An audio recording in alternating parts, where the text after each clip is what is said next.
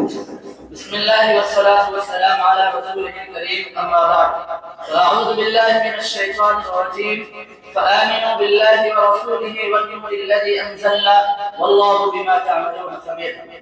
صدر محترم، حکم صاحبان، مشفقوں، مربی، اساتذہ کرام اور میرے دینی بھائی، آج کے اس سالانہ انجمن میں میرا موضوع خطابت ہے نبی صلی اللہ علیہ وسلم کے 6 بنیادی حقوق. محترم حاضرین،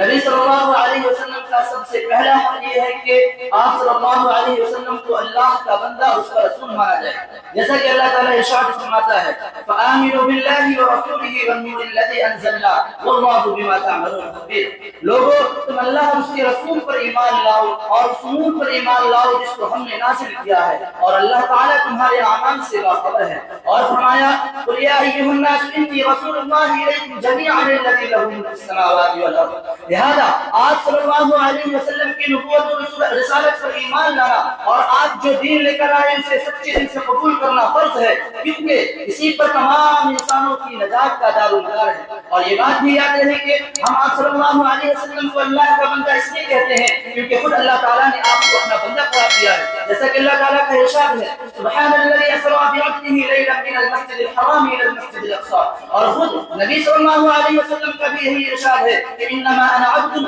فقولوا عبد اللہ ورسولہ، کہ لوگوں میں ایک بندہ ہی ہوں، لہذا تم لوگ مجھے اللہ کا بندہ اور اس کا رسول کہو. دوسرا حق یہ ہے کہ نبی صلی اللہ علیہ وسلم کی تعظیم و تقدیر کی جائے، دل و جان سے آپ کا احترام کیا جائے، جیسا کہ اللہ تعالیٰ کا ارشاد ہے لا تجعلوا دعاء الرسول كدعاء بینکم بعض لا تجعلوا دعاء الرسول بینکم كدعاء بعضکم بعضا، کہ لوگوں تم نبی کو ویسے ہی نہ پکارو جیسا کہ تم آپس میں ایک دوسرے کو پکارتے ہو. اور فرمایا یا ایھا الذین آمنوا لا ترفعوا اصواتکم فوق صوت النبی ولا تجهروا له بالقول كجهر بعضكم لبعض ان تحبط اعمالکم وانتم لا تشعرون. محترم حاضرین، نبی صلی اللہ علیہ وسلم کے صحابہ آپ کا کس قدر تعظیم و توقیر کیا کرتے تھے، اس کا اندازہ آپ سورہ حدیبیہ سے لگا سکتے ہیں. حضرت عروہ بن مسعود ثقفی رضی اللہ عنہ جو کہ پہلے مشرک تھے، وہ اپنی قوم سے بیان کرتے ہیں ای قوم واللہ لقد وفدت علی الحدود ووفدت علی قیصر والکسریٰ والنجاشی واللہ ان رأیت ملکا قط يعظم اصحابه ما يعظم اصحاب محمد صلی اللہ علیہ وسلم محمدا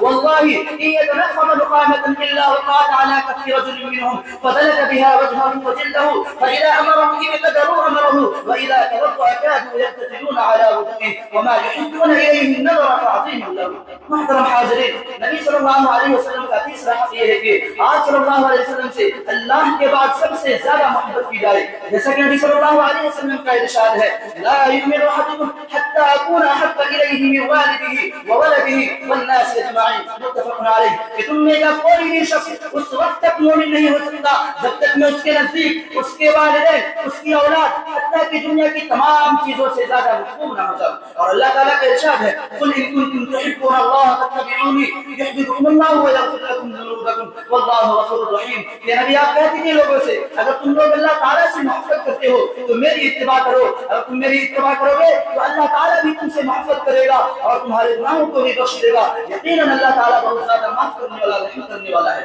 محترم حاضرین، نبی صلی اللہ علیہ وسلم کا چوتھا حق یہ ہے کہ نبی صلی اللہ علیہ وسلم کی اطاعت و فرمانبرداری کی جائے، جیسا کہ اللہ تعالیٰ کا ارشاد ہے وَأَطِيعُوا اللَّهَ وَأَطِيعُوا الرَّسُولَ وَاحْذَرُوا فَإِن تَوَلَّيْتُمْ فَاعْلَمُوا أَنَّمَا عَلَىٰ رَسُولِنَا الْبَلَاغُ الْمُبِينُ. اور فرمایا مَن يُطِعِ الرَّسُولَ فَقَدْ أَطَاعَ اللَّهَ، جو شخص رسول صلی اللہ علیہ وسلم کی اطاعت و فرمانبرداری کرتا ہے گویا کہ اس نے اللہ تعالیٰ کی اطاعت و فرمانبرداری کی. اور انہیں فرمایا